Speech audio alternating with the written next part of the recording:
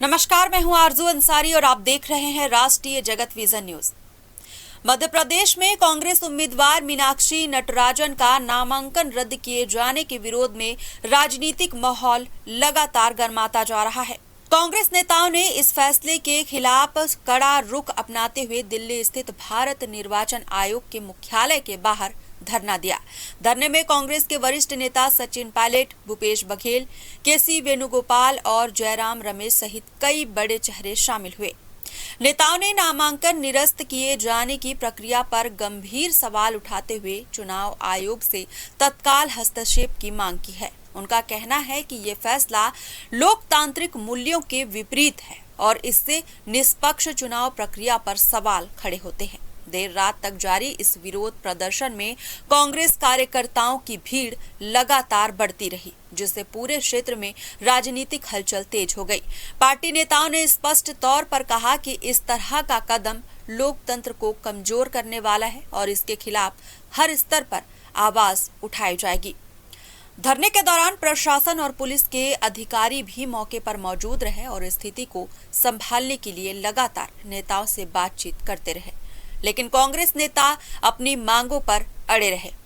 कांग्रेस का आरोप है कि बिना ठोस आधार के उम्मीदवार का नामांकन रद्द करना एक सोची समझी साजिश का हिस्सा है।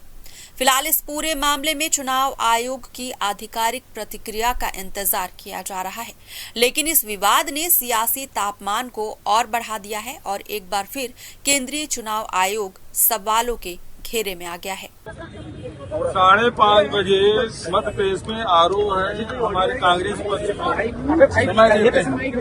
और यहाँ 5:30 बजे भारत निर्वाचन आयोग कार्यालय बंद हो जाता है।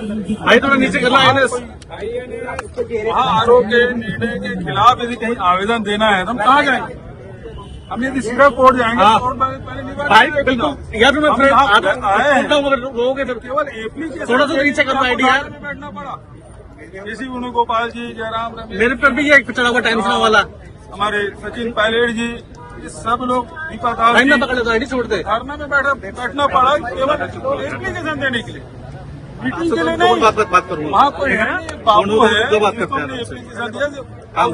दिया, पावती दे दिया। अगर मतलब कोई सुनने को तैयार नहीं, कोई चर्चा तैयार नहीं है, ये किस प्रकार से?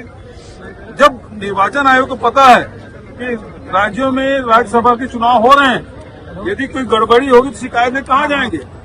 यहीं आएंगे और यहाँ कार्यालय 5:30 बजे के बाद बंद। ये कैसे डेमोक्रेसी है? और आपको मजबूर होना क्या बैठने के लिए? आप मिलने तैयार नहीं थे और जब हम लोग धरने में बैठे तब जाके हमको 2 जने के अलाउ किया, जाके एप्लीकेशन दे सकते हो। मतलब बड़ी कृपा की निर्वाचन आयोग ने हमारा एप्लीकेशन ले लिया, चर्चा नहीं। क्या आप लोगों से जो ग्राउंड दिया गया है, आप लोगों को अभी भी उम्मीद है कि जो नामांकन रद्द करने का फैसला है वो वापस लिया जा सकता है? अभी उम्मीद है? देखिए, अभी हमने एप्लीकेशन दिया, अब उसका फैसला क्या आता है वो हम देखेंगे और फिर हमारे पे लीगल ऑप्शन तो हमारे खुले थे, जा सकते। Already told in a very undemocratic manner, in a non-presidential manner, they have rejected the nomination of Meenakshi Natarajan in Madhya Pradesh. This must become तू बीच में क्यों घुस रहा है यार? 30 minutes. We send a letter to the election commission in my name only for seeking an appointment from election commission. And we directly rushed to here to give the memorandum to the Election Commission of India, which they rejected completely. We didn't understand. We are the responsible leaders of this country and people representative of this country. After a big blatant killing of democracy in Madhya Pradesh happened, we are refused to give a memorandum to the Election Commission of India. Just now, after sitting here, just now we got an information that one or two leaders can go there and give a memorandum to the office. That's why we, myself and Bhupesh Bhagelji went to their office and given a memorandum. They acknowledged that memorandum. But we need to have a physical presence, physical appearance before the election commission for arguing our case. This is a clear-cut case of murdering democracy. If there is a tiny aspect of democracy in this country, election commission has to intervene in this matter without any delay. This is what our demand. Let us see if they are allowing us tomorrow morning. We will wait for tomorrow morning. Otherwise, we will go with our legal options.